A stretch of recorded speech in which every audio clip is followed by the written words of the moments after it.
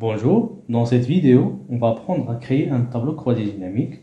Avant, n'hésitez pas à vous abonner et cliquer sur la cloche pour recevoir nos vidéos. Pour créer un tableau croisé dynamique, vous commencez une analyse sur Excel.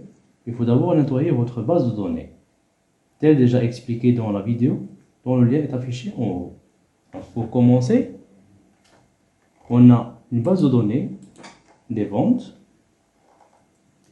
composée de la colonne date, mois, numéro de facture, des vendeurs, montant de vente, le lieu de vente, la gamme de produits vendus et le produit vendu. Donc, pour insérer un tableau croisé dynamique,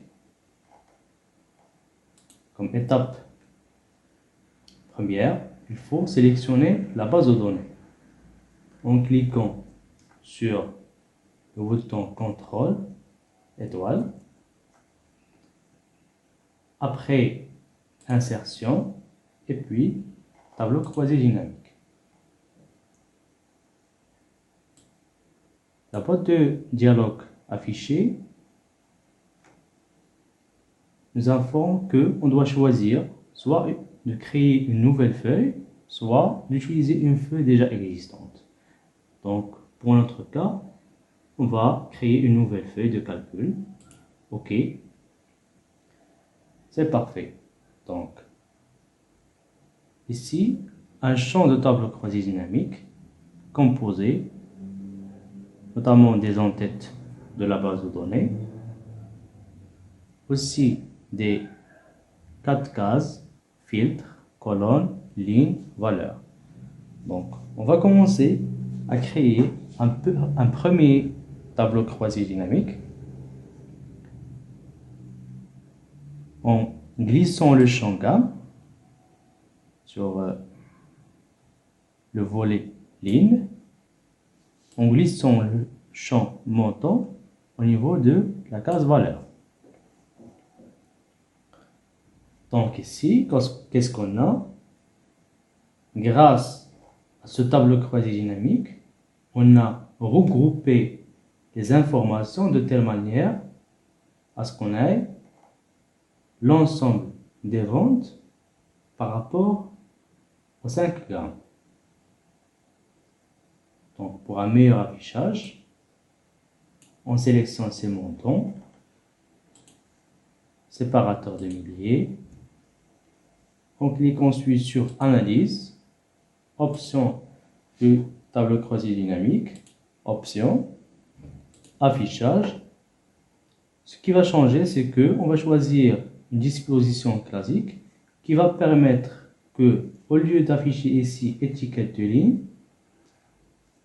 ça va être affiché gamme. On va cocher, puis OK. Donc vous voyez, c'est plus clair et c'est plus lisible. Pour faire un petit contrôle, donc l'ensemble des ventes liées à la gamme 1, c'est de 10 522 000. Donc on revient à la base, on crée un filtre en sélectionnant les en-têtes et puis aller sur trier et filtrer et puis filtrer.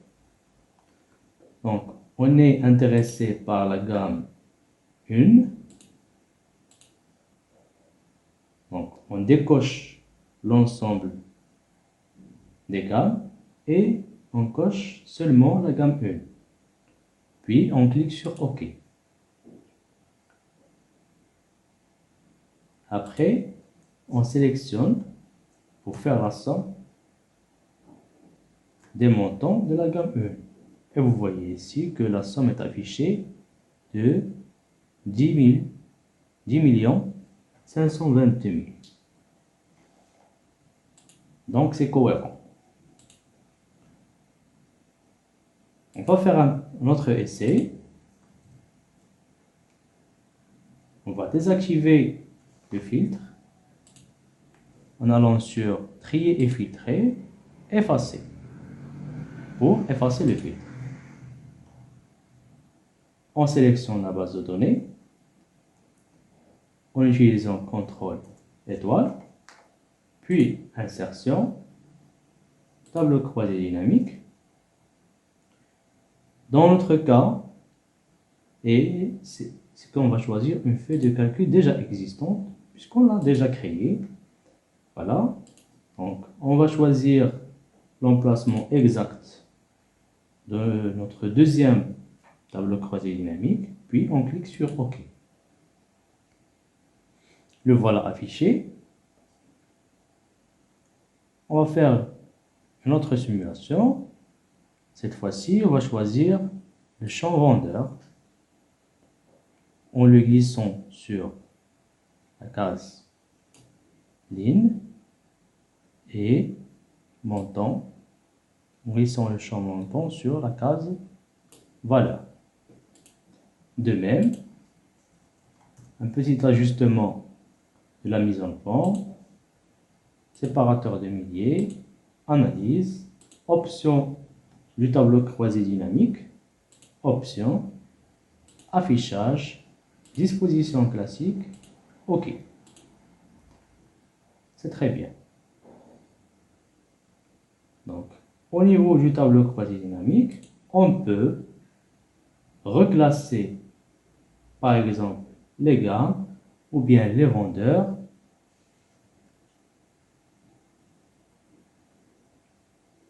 à partir du meilleur vendeur ou bien à partir de la gamme au niveau de laquelle on a pu réaliser la plus grande somme de vente.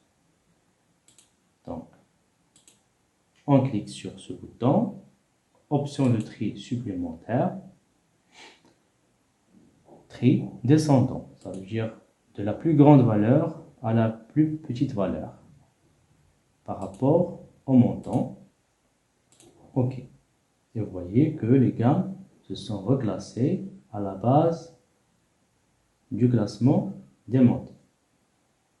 Donc la gamme qui a pu réaliser le plus grand chiffre d'affaires ou bien la plus grande somme vendue, c'est la gamme 1. De même pour les vendeurs, on clique ici, puis option de tri supplémentaire, descendant, et on reclasse les montants du montant le plus élevé au montant le plus petit.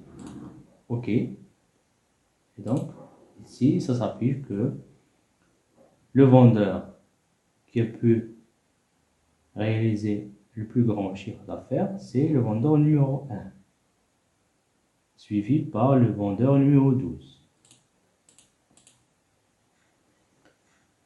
Au niveau du premier tableau croisé dynamique, on peut apporter plusieurs modifications en utilisant ces deux champs, qui est le filtre et colonne. Par exemple, on peut rajouter le lieu au niveau des colonnes et filtrer par vendeur. Ce qui veut dire que à ce niveau, au centre, comme lieu de vente, on a pu réaliser une vente de 3 180 100 par rapport à la première gamme. Donc, c'est l'intersection entre le lieu et la gamme.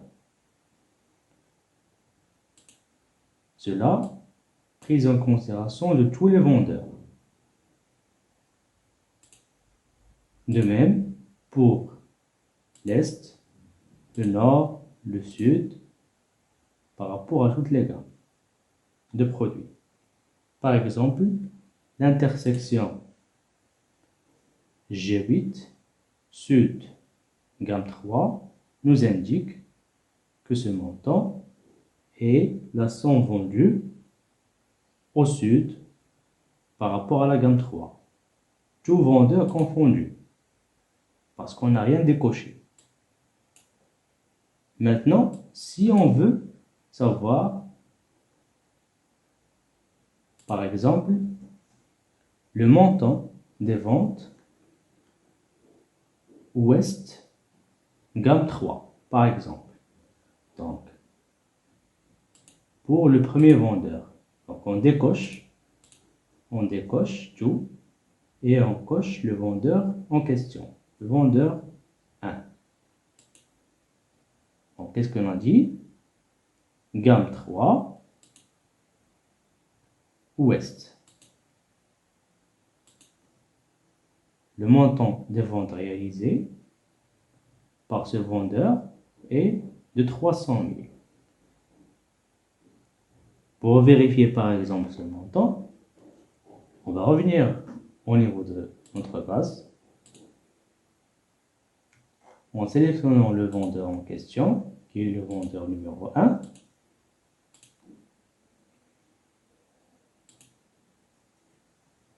Le lieu en question, c'est l'Ouest.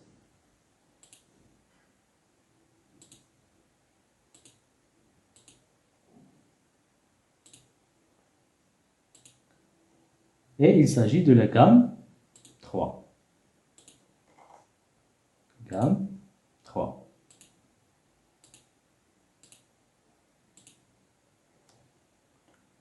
En calculant la somme de ces montants, on trouve qu'il s'agit bien des 300 000 déjà calculés au niveau de notre tableau croisé dynamique. Cette vidéo touche à sa fin.